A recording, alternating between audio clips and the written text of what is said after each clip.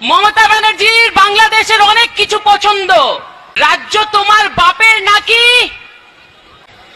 মমতা ব্যানার্জি নাকি বারে বারে প্রেসের সামনে, মিডিয়ার সামনে বলছে যে আমরা চাই যে এই ধর্ষণ করেছে তাকে শাস্তি হোক, যে অত্যাচার করেছে তাকে ফাঁসি হোক, 7 দিনের ভিতরে রেজাল্ট দেখান।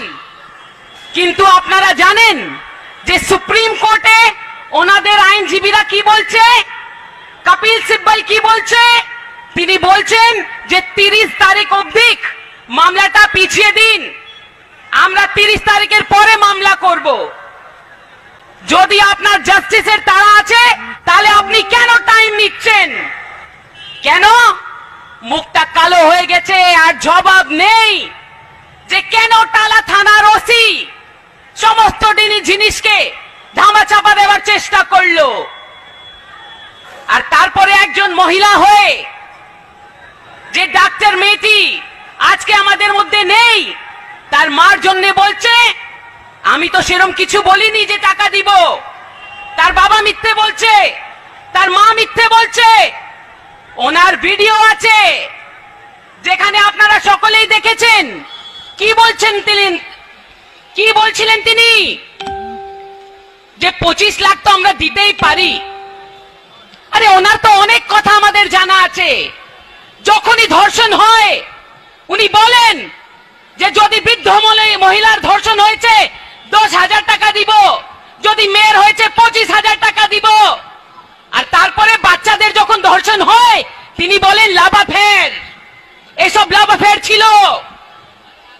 ভালোবাসার কথা বলেন।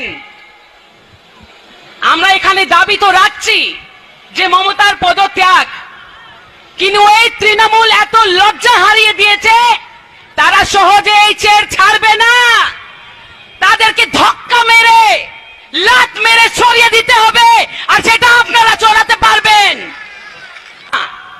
কিন্তু আপনাকে বলে যাই যে দেখে নিবেন আবার ইলেকশনে ভবানীপুরের জনতা জানে যে লাস্ট টাইম মমতা ব্যানার্জি এখান থেকে পালিয়ে গেছিলেন। কেন? উনি ভয় পাচ্ছিলেন যে ভবানীপুরে হেরে যাবেন বলে নন্দীগ্রামে পালিয়েছিলেন, আর বাই ইলেকশনে গুন্ডাদের দিয়ে ইলেকশন করিয়েছিলেন।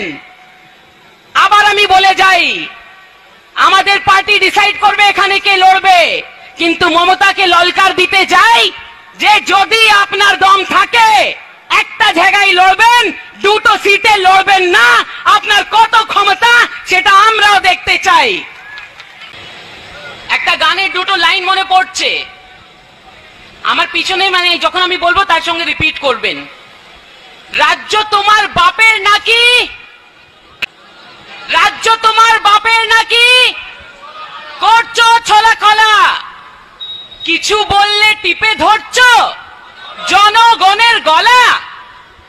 মমতা ব্যানার্জির বাংলাদেশের অনেক কিছু পছন্দ, সেই জন্য উনি নিয়ে এসেছিলেন জয় বাংলা স্লোগান। কিন্তু এই গানটা ওনার জন্য সঠিক, সেটা আমি নিয়ে এসেছি। 2 হাত ধরে বলুন, দফা 1 দাবি 1, দফা 1 দাবি 1। সবার মুখ পুড়ে গেছে। তারপরে শুনছি নাকি একজন বীর অন্য বীরকে বলছে যে জঙ্গল থেকে শের এসেছে, জেল থেকে বাঘ এসেছে। আরে 2টো বাঘ তো একই ধরনের। এই ববি তো কিছুদিন আগে জেলে ছিল, সেই জন্য এখন অনুব্রত এসেছে। মদনও তো কিছুদিন আগে জেলেই ছিল। আর সব থেকে আগে এই বড় মুখপাত্র যে বেশি কথা বলে, ওকে তো আমরা দেখেছি যে রাস্তায় বলতো মমতা চোর, মমতা চোর, মমতা চোর। এখন বলে মমতা দিদি সবকিছুই, মমতা দুর্গা, মমতা দেবী। আপনারা বুঝতেই পারছেন আর সময় বেশি দূর নেই। সমস্ত কথা আপনারা দেখেছেন, সমস্ত জিনিস আপনারা জানেন, সেটাকে আমি রিপিট করব না। আমরা এটাই চাই যে এই মামলা যেটা সুপ্রিম কোর্টে চলছে তাতে ন্যায় হোক। আপনারা সকলেই জানেন যে আমরা কোনো মামলা এমনি ছাড়ি না। পোস্ট ভাইলেন্স হোক, না সন্দেশখালী হোক, না এই মামলা হোক, আমরা লড়তে থাকবো। কেন? আমরা ন্যায়ের জন্য লড়ি, পশ্চিমবঙ্গের মানুষের জন্য লড়ি। আমরা লাল সালাম বলে রাতে গিয়ে মমতার এখানে দালালি করি না। সেই জন্য ভারত মাতা কি, ভারত মাতা কি। ধন্যবাদ।